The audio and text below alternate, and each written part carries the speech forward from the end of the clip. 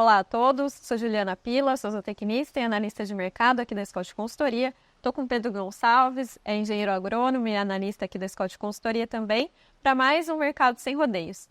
No episódio de hoje, a gente vai trazer um pouquinho aí do que foi essa semana com relação ao mercado do boi gordo, mercado de reposição, também comentar um pouquinho dos números do IBGE que saíram no final da semana passada. Mas antes disso, vamos trazer as informações aí do evento que está chegando, o Encontro de Confinamento e Recreadores da Scott Consultoria, não é isso, Pedro? Exatamente, a gente estava até conversando um pouquinho antes aqui, até brincando, já está batendo na porta, tem um pouco mais de 2 semanas aí para o evento.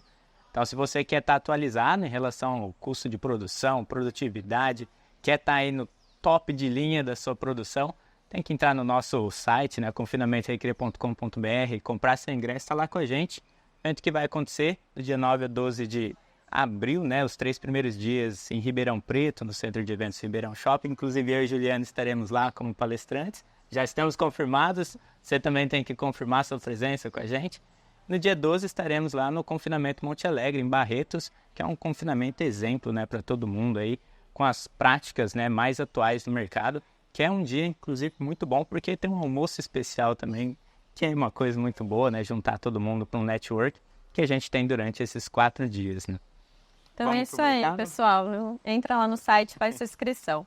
Voltando aqui para o mercado, Exato. Falando um pouquinho do mercado do boi gordo, o mercado do boi gordo aí bastante moroso ainda, A gente segue na disputa aí de braço, de um lado o pecuarista segurando boiada, principalmente nas regiões onde as pastagens dão essa condição, suporte aí para manter os animais no pasto, e do outro os frigoríficos também aí mais cautelosos na compra, principalmente pensando aí que a gente está no final do mês, as vendas de carne elas estão mais estagnadas e a gente também está entrando na Semana Santa, que isso também acaba prejudicando aí o consumo, O que você tem para comentar a respeito, Pedro? Exatamente, a gente veio já de algumas semanas falando desse consumo um pouco lateralizado, a gente tem a quaresma, o pessoal aí acaba optando 2 formas, o pessoal que é mais religioso, ou não come carne, apenas peixe, ou apenas na sexta-feira ali acaba fazendo esse tipo de jejum, uma coisa que acaba afetando o consumo de carne e escoamento dentro das unidades frigoríficas, que acaba diminuindo esse ímpeto de compra por parte dos frigoríficos, que acaba trazendo uma pressão de queda da arroba do boi gordo. A gente viu essas últimas semanas uma pressão, por mais que o preço mais baixo não tenha pegado, a referência ainda está em 230, 235, isso aqui para São Paulo, que é muito desse cenário de morosidade. O pessoal comprando bovino só para fechar a escala, é na faixa aí de 1 semana, 13 dias para as principais regiões. Então, um movimento ainda bem devagar em questão do consumo, que deve melhorar já para o segundo momento, mas, por enquanto, bem devagarzinho aí, esperando aí também uma Páscoa que venha com preços um pouco mais caros, A gente estava comentando a questão dos preços aí, segunda quinzena, o consumo vem um pouco menor, então o mercado e tudo mais acaba aumentando o preço, que tem alguns ajustes positivos em relação ao preço, por mais que tenha caído em comparação a um ano, Exatamente, trazendo um pouquinho de números aqui para vocês, desde o início de março, das 32 praças que a Scott Consultoria faz o levantamento, a gente observou em 23 delas estabilidade à queda. Nas praças que a gente teve alguma valorização, essas valorizações elas foram bastante pequenas, ali em torno de 1%. E acompanhando o mercado do boi gordo, a gente também tem o mercado de reposição, que também está nessa sequência aí de preços mais pressionados, Nessa última semana, quando a gente vai avaliar os preços aqui em São Paulo, todas as categorias de machos para reposição também tiveram uma queda.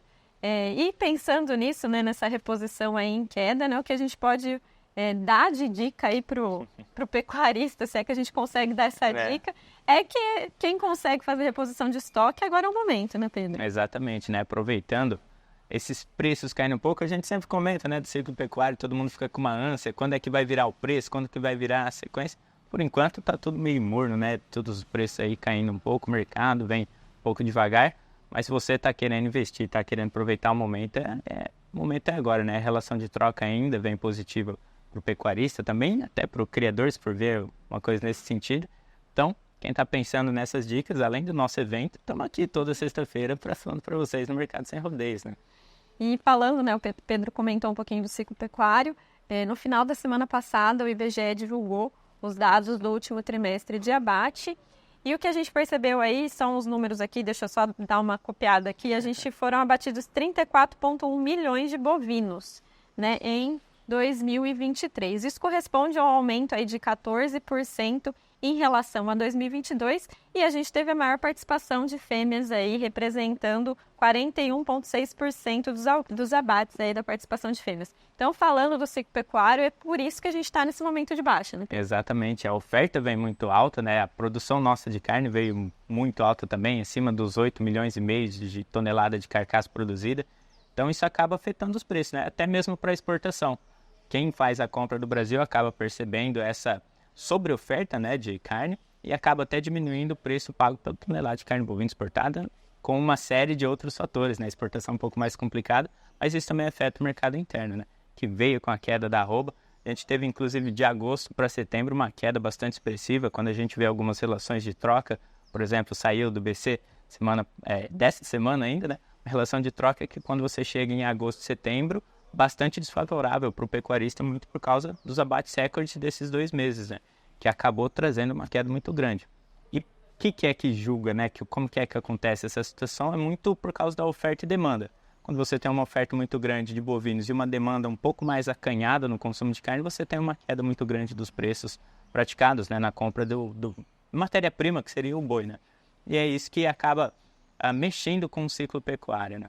Exatamente. E agora para 2024 a gente teve um primeiro bimestre aí com abates também bastante elevados e isso também tem colaborado para essa pressão de baixa que a gente está vendo no mercado agora. Estava conversando com a Ju aqui, pegando os dados do IMEA, né? Estava dando uma olhada, até vi um aumento em relação ao primeiro bimestre do ano passado com relação a esse primeiro bimestre, na faixa aí dos 40%, e ela acabou me falando que em relação a todas as praças aí teve um aumento de abates na casa dos 30%, né? E a participação de fêmeas, segundo o IMEA, né, no Mato Grosso, está aí na faixa dos 53%, 56%. Então, para esse ano ainda, um abate muito grande, né, um volume muito grande de abate e uma participação de fêmeas ainda muito alta. Algumas pessoas, inclusive, a gente está meio que monitorando essa situação, falam de mais um ano recorde em questão do volume de abate, né? Então, vamos ficar aí atento. Até porque a ociosidade, fato curioso, a gente está vendo aí ociosidades abaixo dos 20% em algumas regiões. A média do Brasil, né? 80% da capacidade total dos frigoríficos estão sendo utilizados. Isso quer dizer, muito abate para esse começo de ano bem acelerado, né? Exatamente. Acho que era isso, né, Pedro? Tem mais alguma informação? Acredito que seja só isso. Para mais informações é só seguir a gente em todas as mídias sociais, @Scott Consultoria. Estamos em todos os lugares, TikTok, Facebook, Instagram, Twitter, Agro no Instante, no nosso Spotify. Só seguir a gente e saber das melhores e mais fiéis informações do mercado agropecuário. É isso aí, pessoal. Um abraço e até a próxima.